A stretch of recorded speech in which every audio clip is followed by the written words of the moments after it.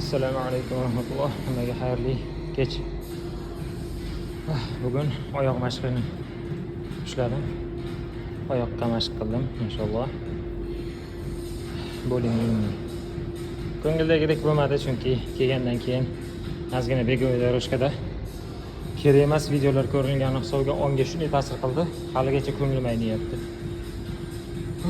Ko'z Alloh taolo shuni yaratgan. Miyaga shunday informatsiya beradi.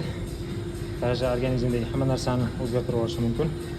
Qornimja to'q emas, och holatda ham hozir ko'nglim aynib ketdi. Shuning uchun ko'ngildagidek trenirovka bo'lmadi bugun. Zalda ham odam почти yo'q, deyarli yo'q. Men keyin yana bitta odam bordi, keyin trener bordi, вот narsalarni yig'ishtirib yuribdi. Ular shunaqa zal deyarli bo'shadi. Hozir yarim soat 20 minutda yopiladi.